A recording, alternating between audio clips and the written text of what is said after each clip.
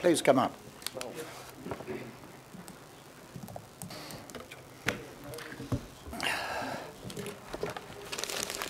Welcome. Thank you, Chair.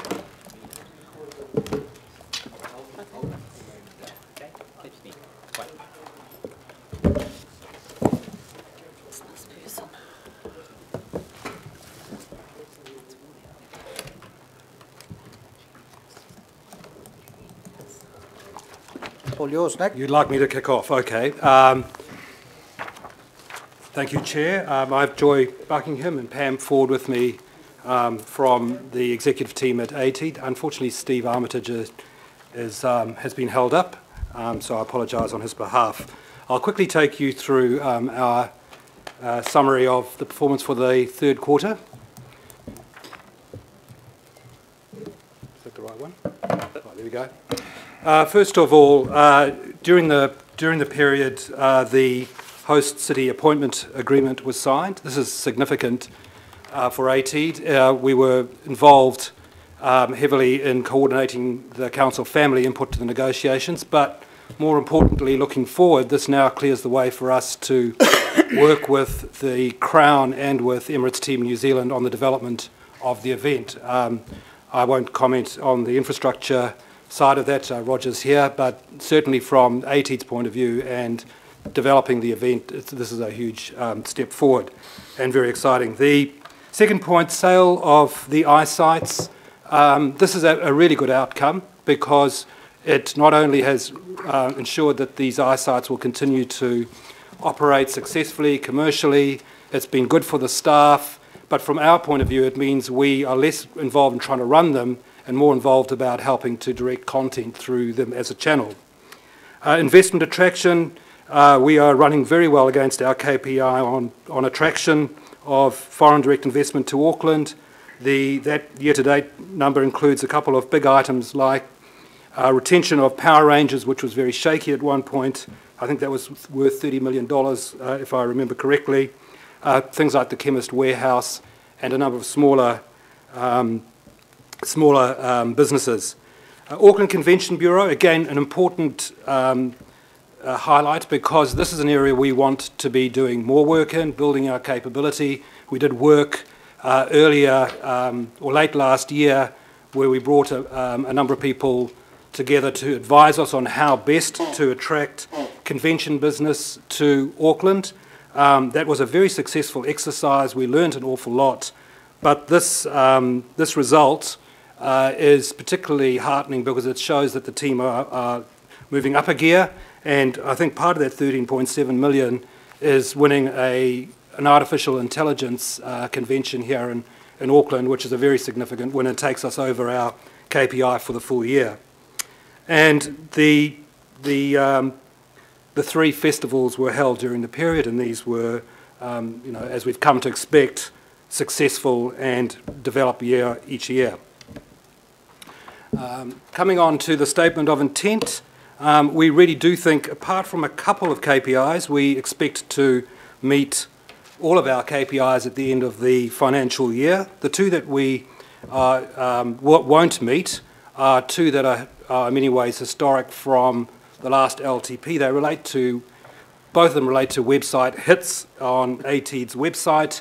We long ago gave up pursuing that as having any real value, so we never expected that we would target them, even though we continue to report them. Some other highlights there: 123 Maori businesses through our ATEED program so far this year. I mentioned the business event wins and the target number of expressions of interest through skilled migrants. That's something Pam's team lead. Again, that's ahead of our KPI. I might add that we have 26 KPIs. We're proposing in our statement of intent to reduce that significantly down to about 6. And some of these KPIs, like expressions of interest in skilled migrants and website hits, we really don't think provide you with a useful picture of our performance. So we have been looking to develop those. Risks addressed during the quarter, that should read quarter 3, I think, so apologies. America's Cup I've mentioned. Grid Auckland, you may recall we had to deal with the fact that our business partner in Biz Dojo went into liquidation. That created a problem in terms of an operator. We can report now that we have successfully taken over those operations and are running them with very little, if any, disruption to the services down on the grid. We have also been actively involved in seeking a studio manager for Auckland Film Studios and Kumeu Film Studios. That remains work in progress. And the last one was restructuring of the organisation, which I will briefly touch on in a minute.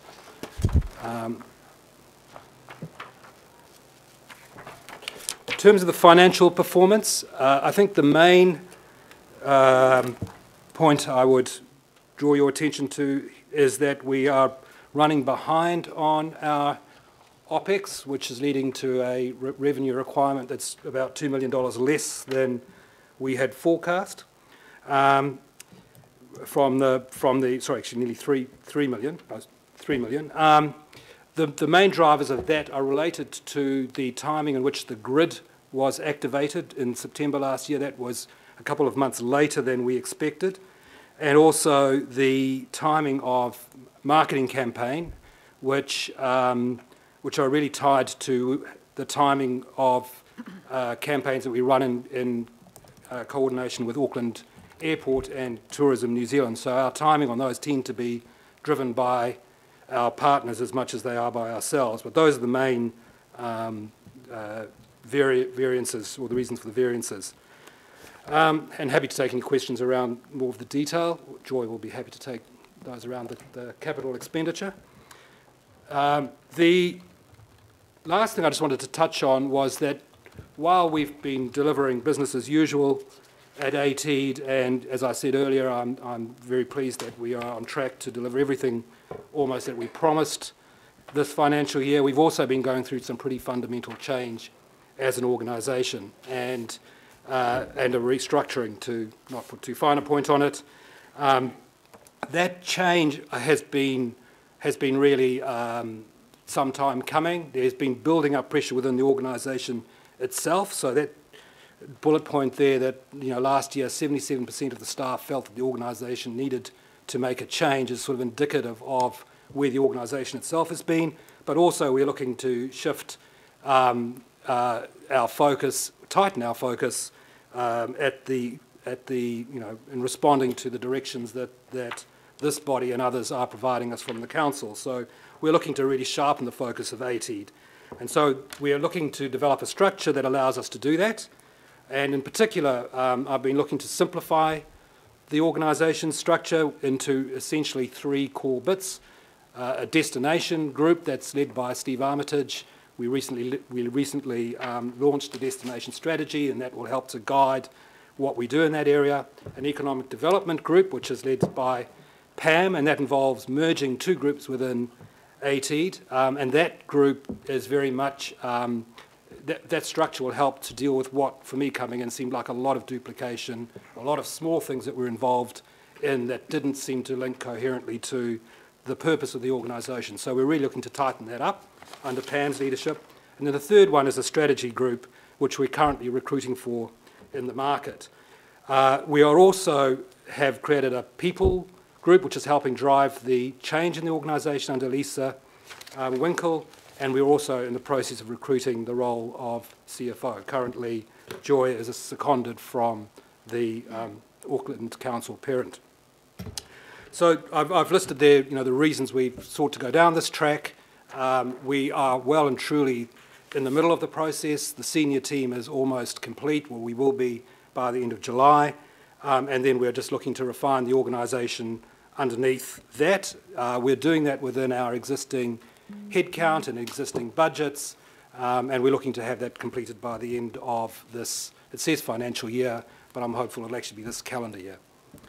So, looking forward, I've mentioned the destination strategy launch. We've received enormously positive feedback for this work. It's an industry strategy. It's which helps us make sure that what we do lines up with where the industry itself wants to go. It helps to bed in a much more effective relationship and sense of direction with the accommodation sector. And as it says there, we're well advanced in developing the committee of the board that will provide oversight of destination and including 3 appointees from the accommodation sector to that board committee. Thirdly, again, as I mentioned earlier, we're at the stage now working with our partners with Crown and with Emirates Team New Zealand on the vision around the event, and then looking to put in place the structures and the programs to ensure a successful America's Cup event, and indeed APEC as well. They've recently established a program governance group which ATEED sits on behalf of the council family. Tech Week last week before last, was 86 events. I personally was giving a speech every day to a different industry group. Enormous interest, lots of positive feedback, and a great set of events. And then lastly, we've had some discussion in this forum about ATEED's new premises. We've signed a lease for that, and we're pleased to report that we have managed to negotiate further savings. I think we originally were forecasting savings of 4.7 million over the 9 years of the lease. We now expect that to be more than 6 million. So thank you. Thank you, Nick. I'll just remind councillors that the accommodation targeted rate is under judicial review at the moment. So please no questions relating to anything associated with that, which would also include the Destination Committee of ATEED's board. So Councillor Simpson.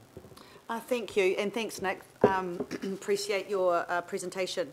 Look, my questions, I've got 3 questions. First of all, one on local economic development. 54% of the funding is spent on local economic 54% of your funding is spent on local economic development, yet the measure is on target.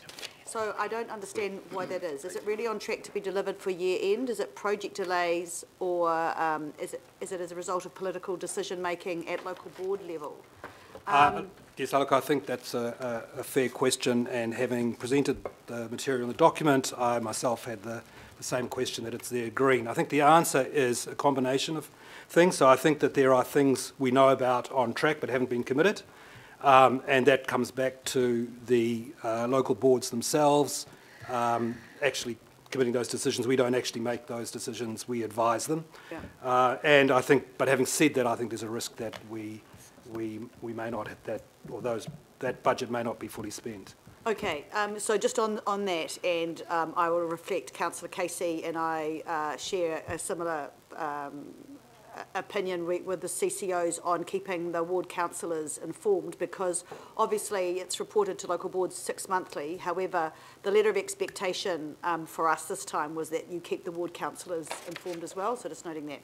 My second question is around growing Auckland's brand and tourism. What is likely to be the ongoing impact of ATEED's international marketing approach of Tourism New Zealand discontinuing investment in the short-term marketing activity with ATEED? So I note that this is not directly measured, but I hope that the new statement of intent measures will address that. Do you have any comment on that? The new statement of intent will address visitor nights as a target. In terms of Tourism New Zealand's contribution, I'm not yet sure we're clear exactly what impact that will have, but they have been part of the Destination Auckland strategy group and are very engaged with the planning that we're undertaking. So I can't give you more clarity than that. Okay, maybe in the last quarter that'd be good. And finally, one on the new partnership model with the Auckland Business Support Forum. That sounds really, really good. What deliverables or outcomes are you hoping to achieve as a result of that?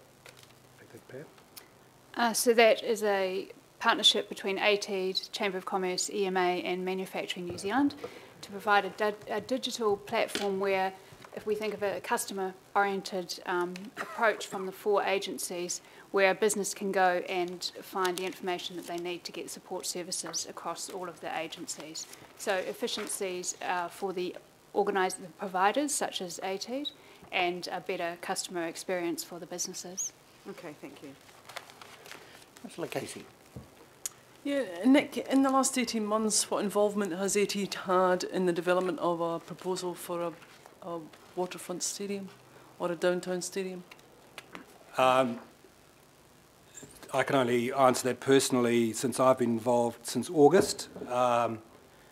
And to the best of my knowledge here, our involvement has been, I can't think that we've been involved in any formal way. Okay. Are you speaking on behalf of the board or just on behalf of the staff? I think I can speak on behalf of the board. As well. Thank you. When you say formal, have you seen the stadium report? Councillor Casey, you asked a question. I don't know whether that's relevant, is it? Yeah.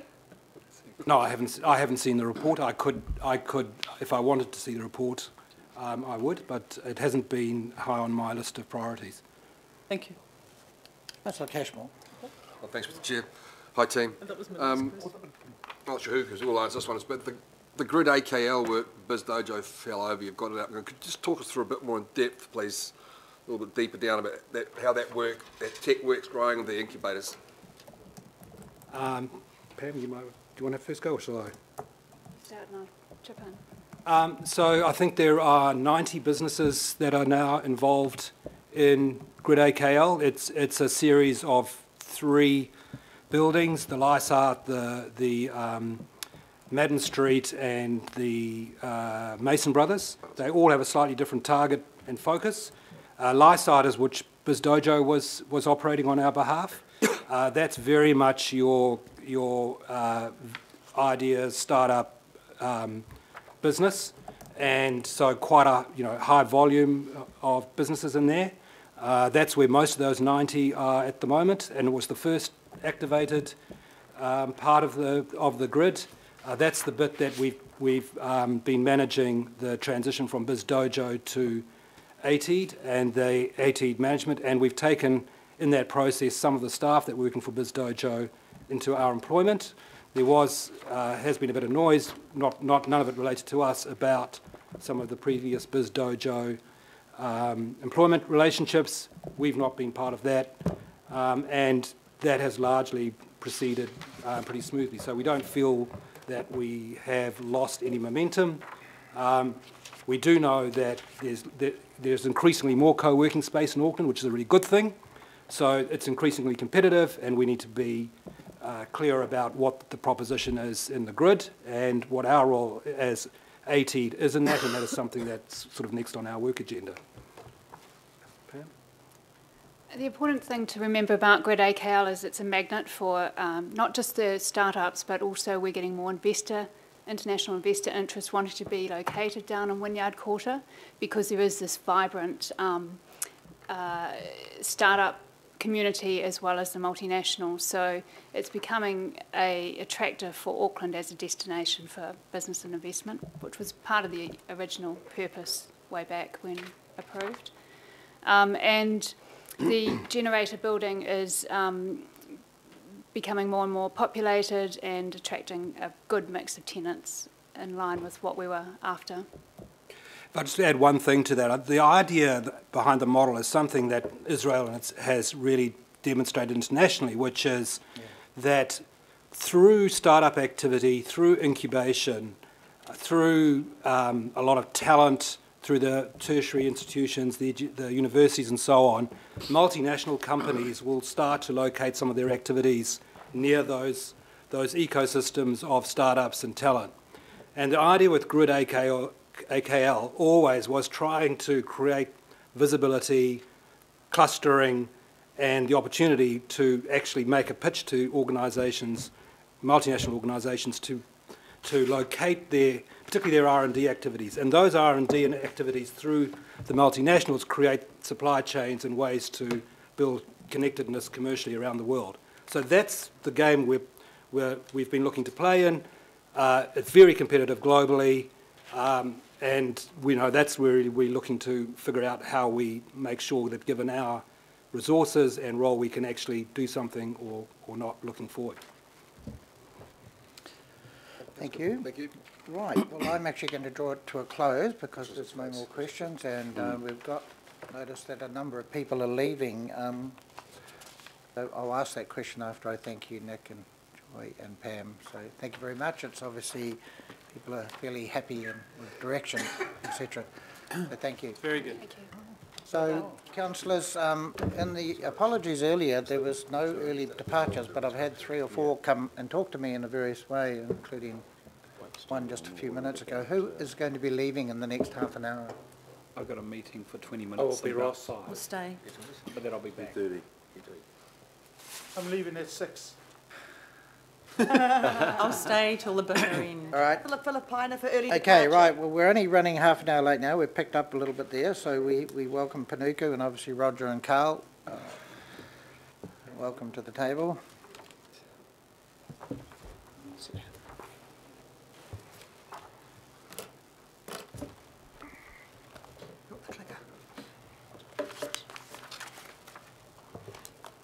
And we'll just apologise to John. We're half an hour late, John, so sorry about that.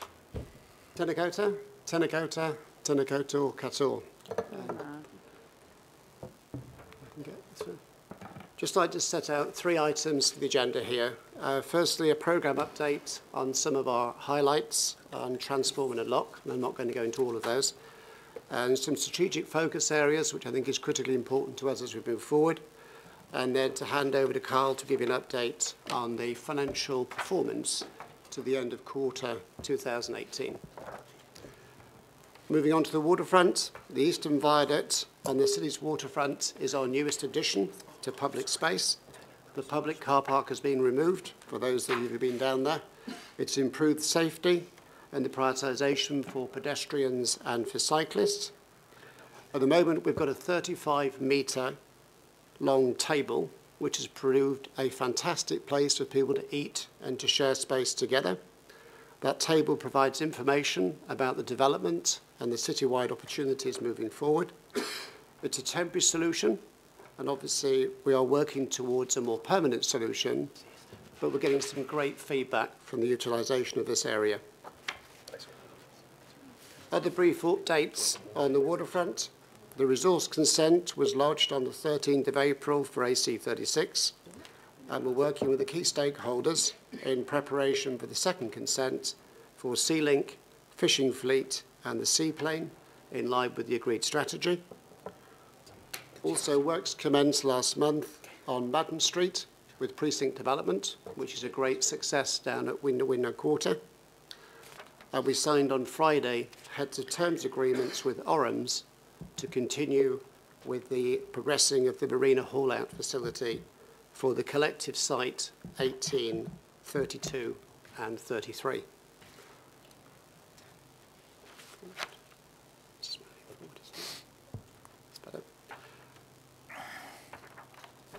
With regard to Manukau, Mayor Phil Goff recently announced the major new developments in the heart of Manukau with the empty 20 Barracliffs Place site now moving into a great residential neighbourhood as construction's now started on site to deliver around 300 new homes over the course of the next 5 years.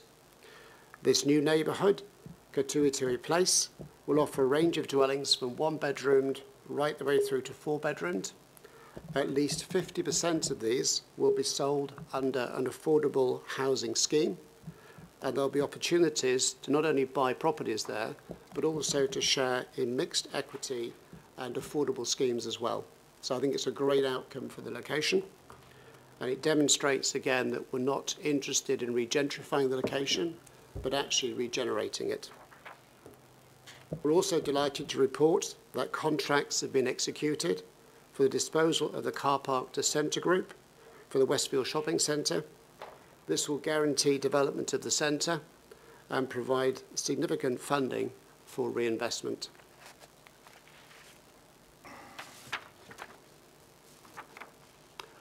On Putney Way, the upgrade facility that's moving forward there, again, is a great example of bringing together public realm examples and something that we're really proud of as we move forward.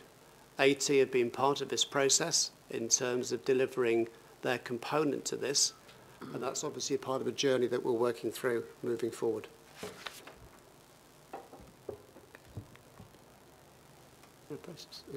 Moving on to Onehunga. Panuku obtained approval from our board last week for the Onehunga Framework Plan, and this sets out 6 key moves, strategic moves, that will deliver transformational change and create a truly alluring city for residents and visitors to work, rest and play. We're also seeking from government clear direction on the East-West link to better understand the impact and context of what the potential multimodal transport solution could look like, and more importantly, the proposed route, because obviously that has a significant impact on how we deliver our proposal.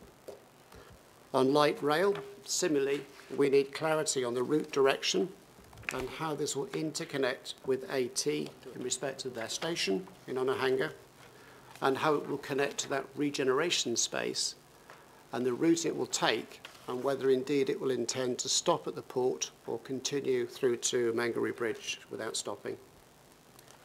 It's an important piece for us because as part of that whole transformation, we need to understand how the public transportation systems will connect so that we can deliver a real sense of place around those areas. Lastly, on Onehunga, we're also working with HLC on the housing programme and supporting them in their development of Oranga, which is a major housing component.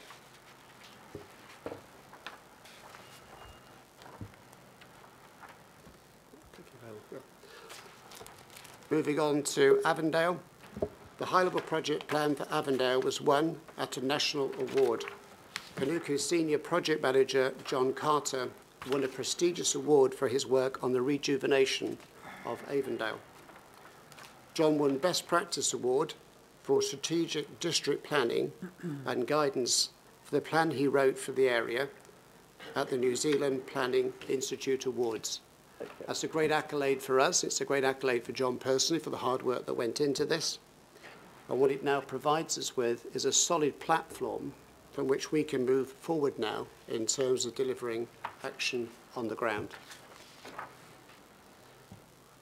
In Pamuir, the Planning Committee gave us the green light to revitalise Pamuir. That will improve transport connections to and from the town centre, reinvigorate the main street, and reconnect the community with its surrounding natural features. The plan sets out what lies ahead for Pamuir in the next 10 to 15 years. We've got 4 strategic moves in terms of how we're going to position the redevelopment of the area, and working on the premise that we'll be disposing of certain sites, using that capital to reinvest so that we remain cost neutral in terms of how we move forward. We're working very closely with the town centre, with the business community, with the local board, and particularly with Mana Whenua. We're also working very closely with Tamaki Regeneration, and be interested to see how the relationship moves forward with HLC, because that's an important part of how that regeneration piece will get delivered in Tamaki. In Takapuna, the heart of Takapuna will come to life with a well-designed public spaces, new homes and employment opportunities following the Planning Committee's approval of the change of use of the Anzac car park site. Panuku has received feedback from the community and identified the desire for new public places, better and safe connections in the surrounding locations. We work closely with Auckland Transport and will be releasing the gasometer site to create a car parking facility of between 400 and 500 spaces, which will replace the need to use the Anzac car park site.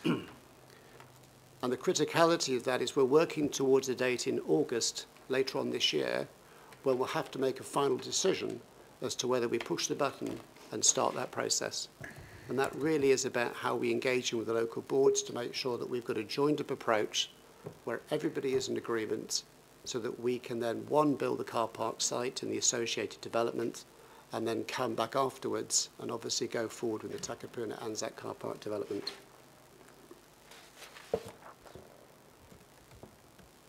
In terms of strategic focus, I'd just like to just pick up on these number of areas. Under funding of development, we've now got the LTP envelope to provide Panuku with credible programme for us to deliver across our transform and our unlock locations. And I thank everybody for their support for this process, and it will enable us now to move forward positively over the course of the next 3 years.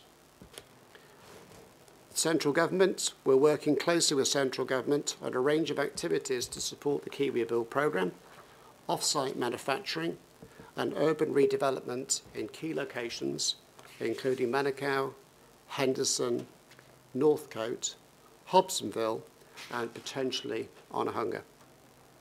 A council and Crown joint steering group has been established with representatives from MB, Treasury, NZTA, HNZ, DHB, Mana Whenua and the Mayor's Office.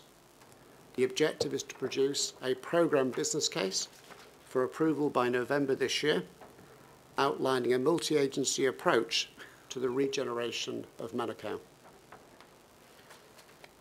As previously mentioned, we're also supporting Council with the delivery of both infrastructure and the event of AC36. Panuku has also launched our draft Mana Whenua Outcomes Framework to achieve better outcomes for and with Maori, enable Maori commercial development opportunities, and celebrate the Maori cultural footprint in design, the nature and urban environment, together with broader social outcomes. And that's absolutely mission critical for us as we move forward. It is critical that we stitch and we weave in all of our development programs how we get better outcomes for Maori and Pacifica populations. We're working closely with other CCOs, in particular with ATEED, AT, Watercare, Healthy Waters and RFA, to ensure that we're better connected together so that we can deliver better outcomes for the city. We are preparing a workshop before August to discuss further priority locations at the request of the Planning Committee, but acknowledging that obviously we are constrained on funding. Panuku has been approached by both the Crown and HLC to provide development advice and support in respect of Henderson and Mangere Town Centre as part of their wider housing programmes. And obviously when we've got further information, we can come back and report on that next quarter. What I'd like to do now is hand over to Carl to take you through the financial performance over the course of the last quarter. Thank you, Roger. There are a number of amber and red lights in the reports, and I want to actually go through those and just tease out the reasons for the traffic lighting. The first table we've got here is the development budget, which sits inside the portfolio budget for properties that Panuku manage on behalf of council. What we don't see here in this table is actually that the income from that portfolio is at 22.7 million at March, and that's 3.5 million ahead on budget for income. But what we do see here is the first row, the capital expenditure, is sitting at a forecast of 1.4 million, opposed to a budget of 4 million. And primarily that's due to development slippage on Avondale Car Park project, which is 1.5 million, and extended consultation on the Takapuna project, which is a further $1 million. Underneath that, we've got the development OPEX funding, and that one is actually amber because it's overcommitted, and that's overcommitted by just over $400,000. However, within there is 1.8 million of costs associated with AC36 consenting.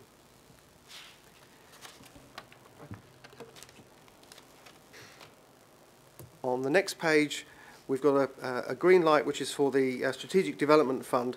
Now, although this has only spent 15.6 million to date against the 36 million full year budget, we are confident we'll be able to utilise that budget in the year. Next slide, thank you. On the next slide, we've got an amber on our revenue external funding line, and this relates to actually reductions in recharges to council for acquisitions and disposals which we undertake on your behalf. Underneath that, there's a very large number of variants for the forecast at 16.7 million. Now, that's targeted red. However, that's 16.7 million less funding we're going to be asking for council for this year.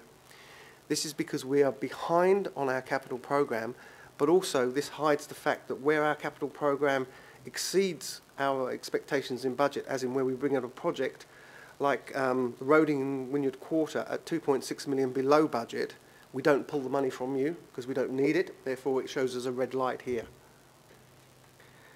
On to the next slide, sorry. On to the next slide. This reflects through into our capital programme, and again, you see the 16.7 million on the AC funding line. The other projects behind budget are in the external funding and are what we would refer to as our commercial budget, and our commercial projects. For instance, the Wynyard Quarter pile mooring project, where we're actually looking to extend Westhaven Marina under a commercial project, which will bring in more money. So, although there are a number of red lights in the report, it's not all bad news. Actually, some of it's good news. Questions? Right, we have Councillor Simpson, then Councillor Bartley and Councillor Newman. Thank you, Mr Chairman, and congratulations. Well done. Look, I've got quarter 2 and quarter 3 here. So I'm looking at your key deliverables. It's positive that progress is being made for Panmure, but there does appear to be some slippage in a number of projects when comparing information in quarter 3 with quarter 2. E.g. Onehunga and Papatoetoe. Are these delays due to the state of the market, staff recruitment, because I noticed there's an underspend in that area, or is it a result of poor planning or budgetary process? What's the reasons? On Onehunga, it is actually a deferred capital spend. Yeah. And obviously, as you're probably aware, we're in negotiations at the moment for a particular acquisition. On Papatoetoe, it has been a little bit more complicated. It's been a difficult engagement process to get a private sector partner to build that programme out. Some of the challenges we've been facing is actually to build at scale and pace. So we've had developments initially looking at it, saying that they could put apartment typology on there, 4, 5, maybe 6 stories. But when they do their financial feasibilities and get contractors on board, there's no appetite to build at that scale. So we've had some significant delays. In addition to that, we've also had a request by the potential purchaser to increase the affordable housing provision on that development to in excess of 50%. Okay. And that goes against what we were looking to achieve for social houses, because we were targeting a maximum of 30%. And so there's been a delay associated with that to go back and seek some direction from our board and potentially come back to council as well. Okay. Thank you. So measure 19 is the list of properties recommended for disposal submitted to council. It's on page 16. Only 50% of properties have been put forward. Is this really on track? So what are the issues associated with this?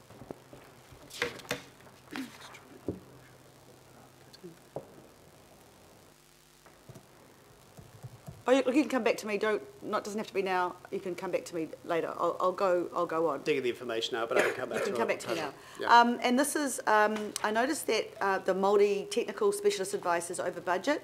Is this likely to cause issues, or what's the reason for that? Part of the reason is we've had to obviously incur quite a bit of expense around AC36. So there's been a lot of engagement around that.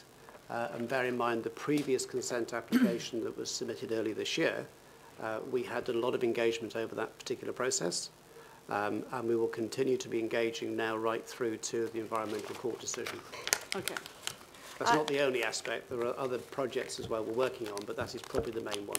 Yeah, and I think you kind of alluded to this, but this is kind of a specific question, is it's around your significant capital underspend. Yep. So why do you need more funding when you're struggling to spend your current capital budget? The challenge, and let me give you a real example. If we take the Marina Village project, the criteria to start that project was to get a guaranteed minimum 50% pre-let commitment. That took in excess of 9 months to achieve. We've achieved that now. We've gone to the board, we've got an approval to go now start the project. But of course, from a capital spend profile, that money is now being delayed. It won't be spent until next year. I'll give you another example of the Palmoring programme. We spent 7 months in engagement with key stakeholders. We hadn't anticipated spending that length of time, but we had to go through it to get the right outcome. And then in addition to that, the scheme has now been notified. So whereas we were anticipating starting construction in June, it's unlikely now to start until right towards the end of this calendar year. So it's not a case of us not spending it, it's just the process and the procedure has actually unfortunately slowed us down. Okay, thank you. Councillor Bartley. Thank you, Mr. Chair, and through you. Thank you for your presentation. My question isn't so much about the finance part, but more about the performance part. Yeah. So we've had presentations from community groups in Avondale coming, you know, they're not happy about the development in Avondale. We've had Devonport Takapuna, and, you know, some of us are being sued over that one. And then we've got Panmure and a public meeting tonight about Unlock Panmure and the communities. Gripes and concerns about how that's progressing. So how satisfied are you with Panuku's community engagement? I think our engagement is obviously different in every community. In some areas we're getting phenomenal support to what we're trying to achieve. In other areas we're getting significant pushback, and part of that is about dealing with transformational change, and that is a challenge. I think part of it is also about getting the message across that regeneration is not about regentrification.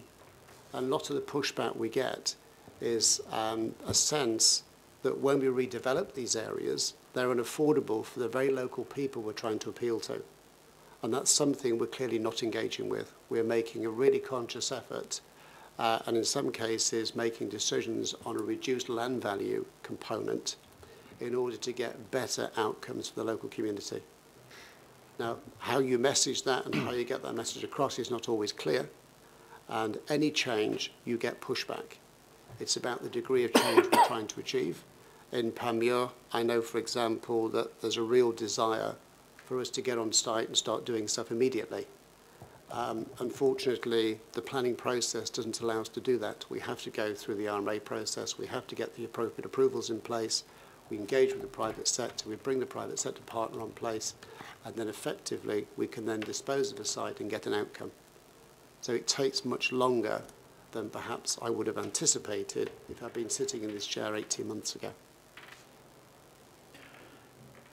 My other question is, you mentioned all the groups that you are trying to work with and engage, but you didn't mention ward councillors. So how will Panuku work with ward councillors? And I note the press release that went out for Unlock Panmure didn't even mention the ward councillor for the area, so really interested in that. Well, I'm disappointed to hear that because we work very closely with the councillors and I've had personal meetings with virtually everybody around this table several times to talk about individual projects, to talk about opportunities, and obviously we get letters received from councillors as well, which we have to respond back to. So I would have thought that we were probably better at engaging than not, but I'm very happy to hear how we can achieve better results. Okay. Thanks. Councillor Bartley, in answer to your first question, it's not just Panuku that have to carry the can for that, and therefore the blame, because I mean it's often community services and community facilities as well. It should be walking hand in hand with Panuku, and in many cases it's community facilities that are actually leading the project, and Panuku is just the enabler. So Panuku cannot really take all of the brickbacks for any difficulties we have with these transform. Councillor Newman. Yeah, hi. My question relates to the risk management section in your report, and you refer to Panuku's currently in discussion with MB around potentially progressing Barracliff as a test case for how KiwiBuild might work. I guess my question is, and I agree with your summation, I was very pleased with the launch the other day. Barracliff is about regeneration, not gentrification. To achieve regeneration via affordable homes, we need to achieve retained affordable as opposed to first generation affordable. I think we agree on that. Yeah. But my question is that if this is a model for KiwiBuild moving forward, I'm not sure if it's scalable, because I would have thought that KiwiBuild is about trying to get something to the market and then get the extract the cash to go and reinvest because they're going to try and ramp it up to 100,000 homes, which is a vastly bigger portfolio than what you're trying to achieve at Barracliff and other projects. So, I'm not sure that Kiwi Build is a good model, to be honest. So, can you explain how Barracliff can be used as a model for the Kiwi Build program? Because I think they're different, although maybe the minister's knowing something I don't. So. No, I think, to be fair, the minister's just looking at Barracliff as an opportunity and potentially ascertaining whether it could run as a pilot scheme for Kiwi Build. We are negotiating on the number of sites at the moment for Kiwi Build directly, so outside the Barracliff opportunity. Each scheme is individual. There is no one-size-fits-all, so there isn't a scalable product. I think the challenge with Kiwi Build is actually going to be different in different locations. And what I mean by that is if you take a greenfield site and you're effectively trying to create a product which is at 500, 550, 650,000 for 2, 3, 4 and 5 bedroom units, without any infrastructure in place, which is not in effect in your brownfield sites, greenfield is a real challenge in terms of making those numbers stack up. Where you talk about building a product over 3 stories, again, it's incredibly difficult to get the Kiwi Build product to work. Yeah. We've brought in PwC to give us some advice, and it's not going to be an easy way forward. There is no easy solution for it. It's not a scalable product. Every product will be determined on the site, and each site will be specific in terms of its infrastructure needs, in terms of its price point, the local market. So I think there's a lot of work to do on that. Can I take it from what you've said that your advice back to MB is that probably if they're talking about retained affordable housing products and MB is trying to roll out Kiwi Build and greenfield sites, then the retained affordable housing products from a development like Barracliff and others probably doesn't generate enough working capital to recycle to get scalable development. Yeah, I think through the chair, where you've got a retained affordable product, that's not the Kiwi model at the moment, the Kiwi Build model. Okay. The Kiwi Build model is to build and sell to owner-occupiers. Is that a first generation type of product, and that after the first generation, the value of that product could go off the map, off the charts? I think we have to wait and see how that will roll out. There isn't a product in the market to test with it. My understanding is they will be putting a period of time on those contracts to prevent people simply reselling them and taking profit. Okay. Thank you, Chair. Mr. Walker. Sure. Got a couple of quick questions first. It's commendable that the marina income is ahead of budget. That's great. Is there any breakdown of the marina income? And I'm assuming that comes from Westhaven, that's completely owned and run by council as compared to other marinas, Half Moon Bay, West Park, Gulf Harbour, and so on. That's correct. It's Westhaven. We've also got the super yachts at Silo Marina, and they've made a much better return than we had anticipated for the year, a much better season. So is there any breakdown that's available across our marina portfolio? Certainly I can provide you with a full breakdown on that. Okay, that's fantastic. The other question I've got, just on page 155, there's a metric, this is an annual performance measure, percentage of customers surveyed satisfied overall with marina facilities. Is that across all the marinas, or is that just Westhaven?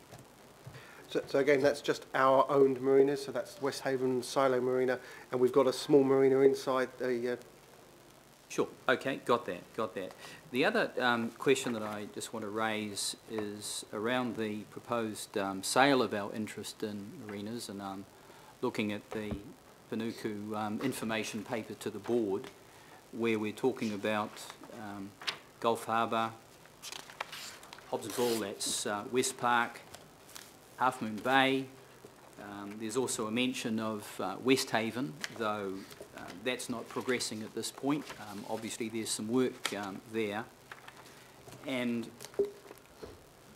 when I look at the information paper, as much and all as Westhaven is a strategic asset and it's run, all of the other marinas aren't identified as strategic assets. But having said that, your paper identifies the strategic outcomes: public access, public transport, obviously that's ferry development, marine industry, open space and recreational boating outcomes. And my question is, at all of these other marinas, what I've established from questions to Auckland Transport and also community facilities is there aren't any studies on the long-term requirements for parking, recreation, placemaking, a whole raft of things, parking associated with ferry use into the future, yet we're actually going to be selling out our interest in Wayne, these areas. You're almost there with a question. So my question is... Almost there, and then you moved away.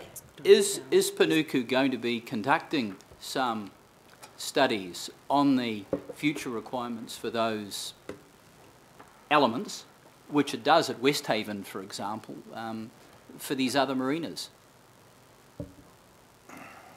As part of all our disposal strategies, we always engage with the research associated with that, and we look at the wider public benefits and we look at the outcomes. So we're not simply there to dispose of an asset, we're simply there to realise it for benefit for Auckland City and the wider community.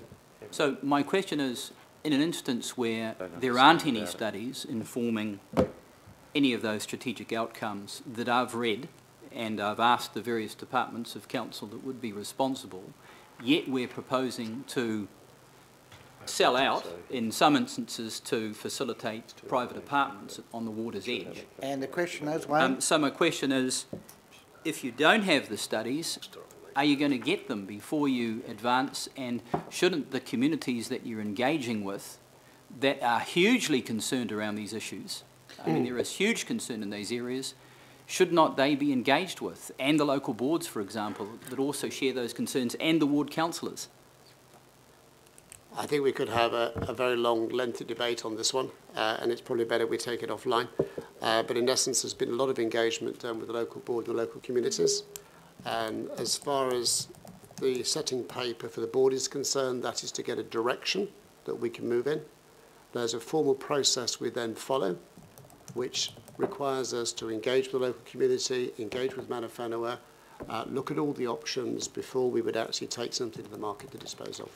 And the last question that I'd raise, Mr Chair, just goes to the significance of the empowering acts that go to Westhaven, Gulf Harbour, Westpark, because in every instance we're talking about reclaimed beaches, foreshore, coastal marine area that no one ever envisaged would be sold out of the public realm. Order, Mr Chairman. And my question is... Just about to really... So my point of order relevance. Wayne, Councillor, you know there's a paper coming on Westhaven. Yeah. We don't really want to litigate it here or have a debate because there are other councillors who'd be interested in discussing and debating that. Not half information. So one last question, Mr Chair. Okay, if it's really short, because really short.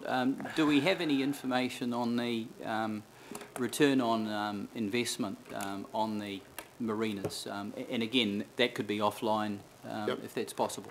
We certainly have return on criteria for Westhaven, and I will look into the others and come back to you offline. Okay, thank you. So needless to say, when any paper does come to the Finance Committee on disposal of anything associated with that, you need to be pretty well researched and prepared. Councillor Watson.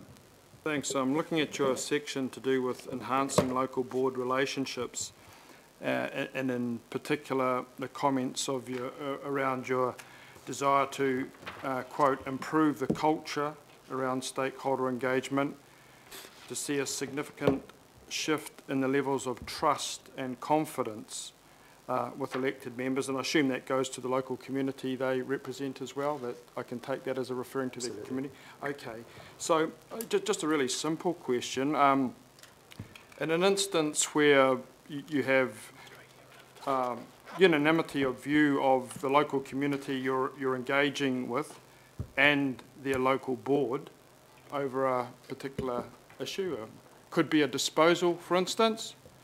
What is the response that Panuku adopts in terms of retaining that trust and confidence in the engagement process when you know, a contrary view is presented to the one you're trying to advance? Yeah.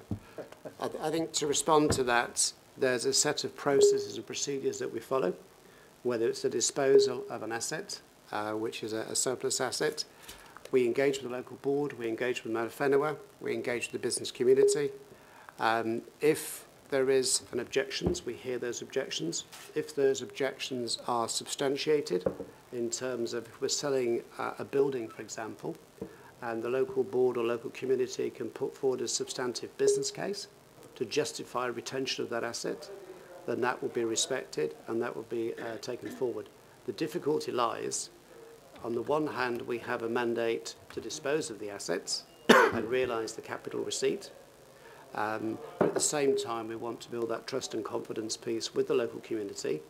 If it's in a location where obviously it fits within our unlock and transform locations, and the opportunity does exist now moving forward for that reinvestment to better outcomes. But obviously in other locations, we're not in a position to be able to deal with that. Okay, so I'm really thinking too of substantive feedback that comes through this engagement process. So for instance, if we have instances where local boards, local communities put specific questions to Panuku, so if we take, for instance, the notion of the Public Works Act, which has been used in the sale of one marina on pretty tenuous grounds, I might suggest, but then not on the other one, which has a transport hub attached to it.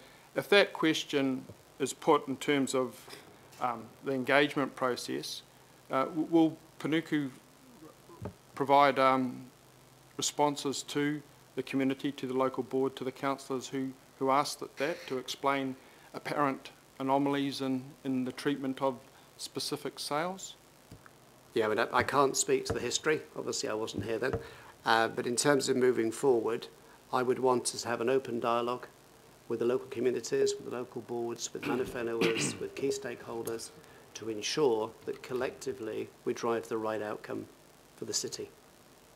And obviously, final question, Roger, if we as councillors have concerns, then obviously you're available to discuss that with us? I've always made myself available to everybody around this table and the local community as well. Great.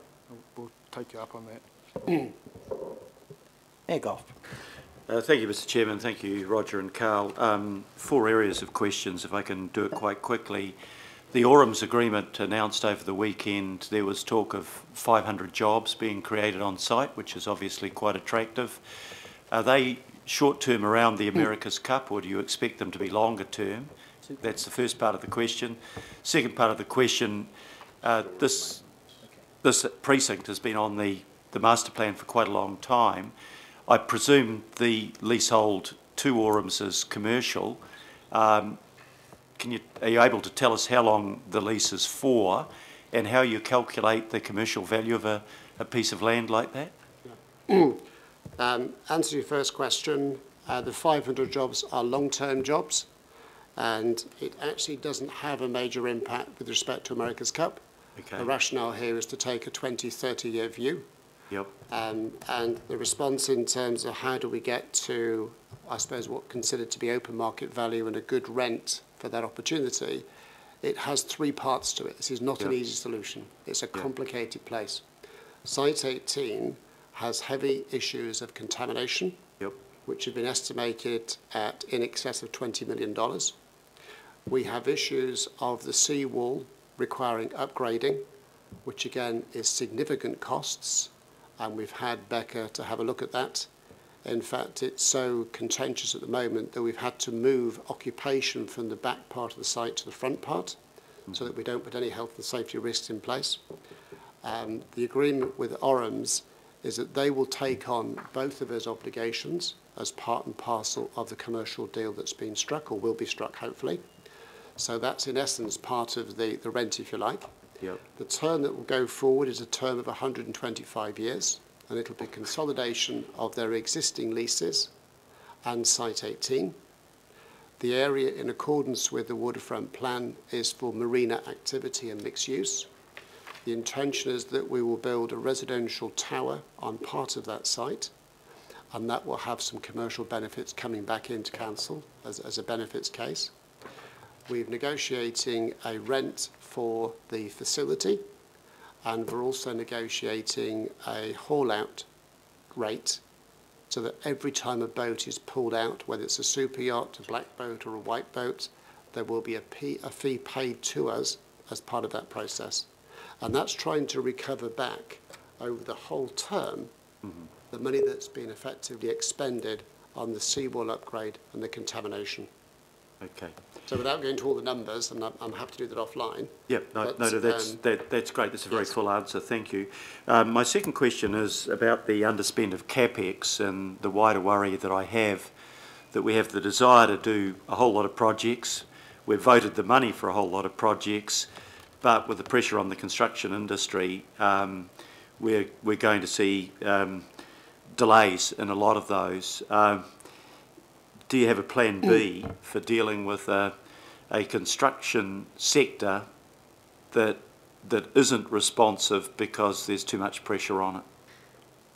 Yeah, I think it's a very valid point. There's two components to the construction industry at the moment. There's a phenomenal amount of work available today in the infrastructure place, and we've seen that down at the city centre and waterfront. That's obviously soaking up all of the resources that are available. In the residential space, which is an area where we operate with commercial, there's a lot of pressure on resourcing, and it's fair to say that only the best jobs are getting the resources. Now, what we've identified is a series of projects moving forward. It's like a hop ahead of things that we believe we can engage on, and things like Madden Street with Precinct is a great example of something that's definitely going to go forward. So the capital spend will take place on that. On the Marina Centre project, we know that project will move forward because we've got the right level of commitments on that. The Palm Mooring programme, we're probably going to roll it into the wider AC36 initiative so that we'll get outcomes associated with the existing contracting organisation. On the smaller projects, yes, there is some risk associated with that. Those projects may get delayed, they may potentially not happen, they may commercially not be sustainable. So what we've endeavoured to do this time round is to have a hop ahead of the key projects that we intend to deliver, and then just below the line have a series of other projects that potentially we can fill in to create that gap in the event that we have some challenges. It's not a perfect answer, but it's probably the best we can do today. Great, thank you. Following on from that, and really following on from Councillor Bartley's question, when I look at Panmure and Onehunga and see the potential that exists for development there, I'm just wondering whether, given your last answer, whether we're capable of setting out a time frame for development of both of those projects, and what your priorities in each of them might be, when we might see some start to the project in either case. Yeah. If I take Panmure first, we've got 4 strategic moves that we've identified. The first of those 4 moves is to package up some of the surplus sites and take those to market. They'll be taken to market in the course of the next 12 months. The revenue we receive from those disposals will then be reutilised and reinvested to deliver some of the public realm good that we've promised and some of the community outcomes. So we are confident in Panmure that we will be able to deliver against those budgets, and we're confident we'll be able to get the right outcomes. With regard to Onehunga, our major acquisition there is respect to an additional parcel of land. So the capital spend to that, we're confident we will achieve that. Moving forward with Onehunga in terms of the transformation, we've got six strategic moves associated with how that development will move forward, and we're confident that we'll be able to kickstart that process next year. Part of it obviously does relate to getting a real clear direction on the east-west, because at the moment that could subdivide the site clearly. And secondly, to understand how light rail will potentially connect into Onehunga and how it will approach in terms of, is it going to come through the motorway, because that has one impact on us, or will it go through other townships on a point-to-point basis, in which case we'll get a lot more leverage in on a hanger around that. Thank you very much. My last question, Mr. Chairman, is just back to Barracliff. Barracliff was planned outside of any involvement of Kiwi Build, so I presume it can stand in its own right with or without the government's involvement. What does you know, given that there are affordability mechanisms around shared equity, rent to buy, and that some of the properties will be market sale, what does Kiwi Build bring to that project that makes it important to further discuss with Crown the prospect of trialling Kiwi Build on that particular site? Yeah, I mean, Barracliff is basically, there are two development agreements. The first one is with the Housing Foundation, and the second one is with Te Akatai. The Housing Foundation are building a mix of products. Both the developments will effectively go between 1-bedroomed and 5-bedroom units. Yeah. With the Housing Foundation, as part of their state-owned entity, they're looking at whether they could have an off-take agreement for some of the private sector houses.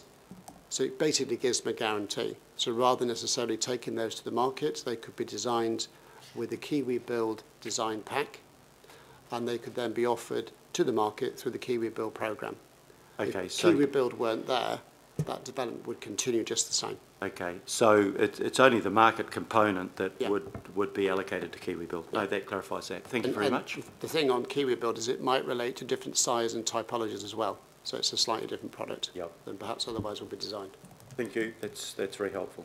And then page 4.1, Mayor, has got a little paragraph on central government, which is reinforcement.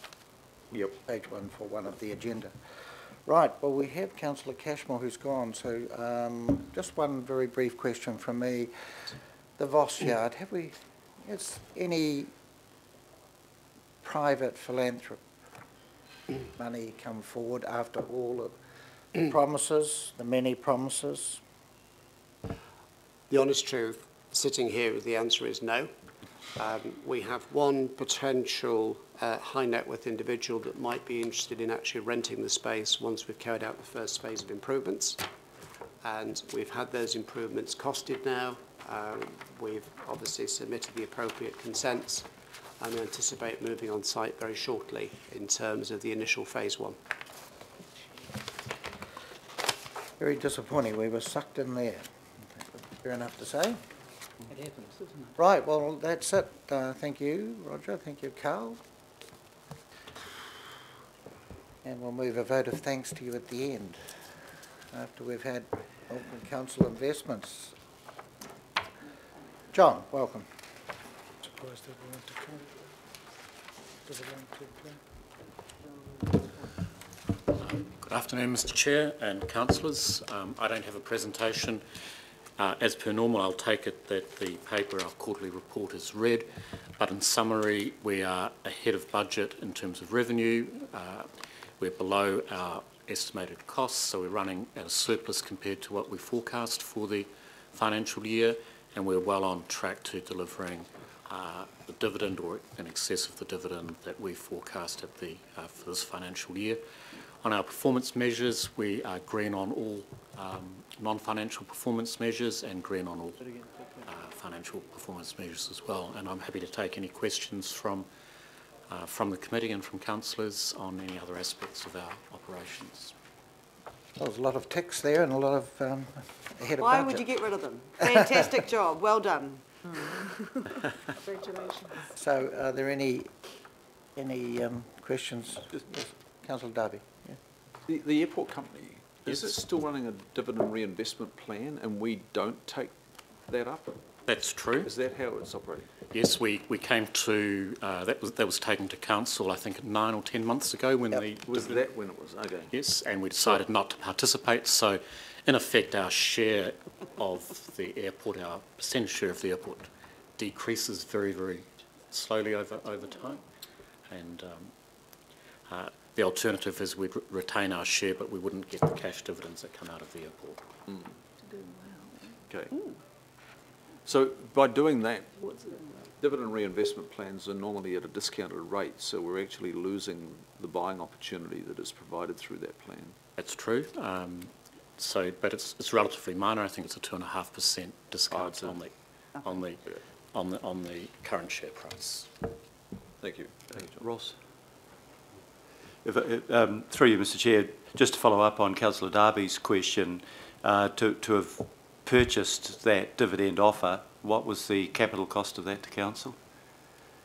We would forego the dividends of around $25 million or $50 million a year, $25 million each dividend payment. So we would forego that revenue and maintain our proportionate share of the airport.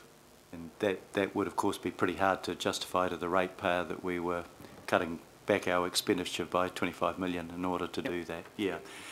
Just the only other question, John.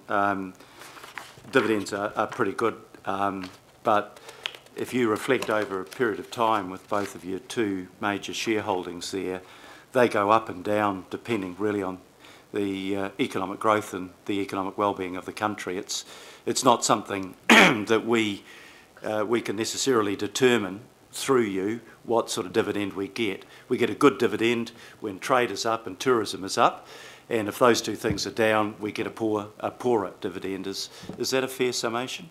I think the airport is committed to maintain a dividend through the economic cycle, so I wouldn't expect them to reduce dividends. They have a policy of ensuring that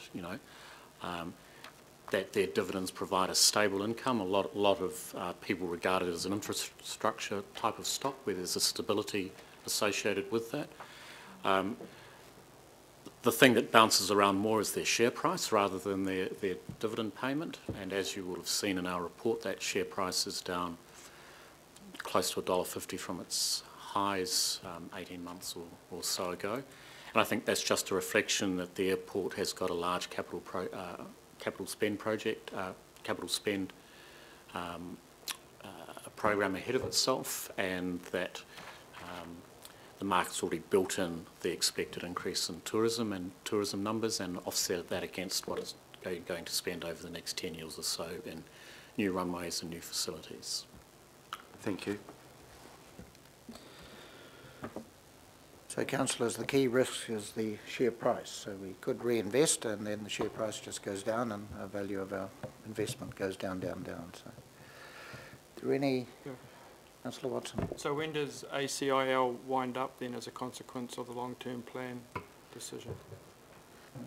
I can answer some of that. So the intention at the moment is to transfer the assets that ACIL holds, which are effectively the airport shares and the shares in the Ports of Auckland, to council on the 1st of July or the 2nd of July.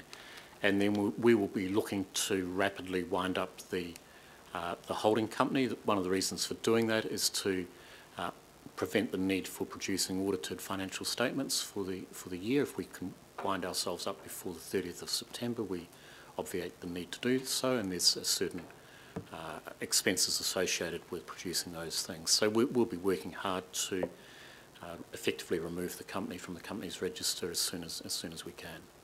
So what is the council plan to extend thanks and gratitude to the staff that have been involved with ACIL over the years? What are we doing there? I suppose we thought we might see John back one more time. I expect to be back for the 4th quarter, yes. Yep. So would be at that time. It's all wrapped up. So. It's 11/8, John. Sorry? Got a few friends in here. It was 11/8. John has many friends here. Yes. Welcome, John. Thank you. Thank you. That's it. Very much. Right, well, we can move, and John can be here to observe it, that we move a vote of thanks for all of them, so including ACIL. So I'll move that, and seconded by Councillor Simpson. I'll put that, receive the 3rd quarter reports. All those in favour? Aye. Against? Right. Right.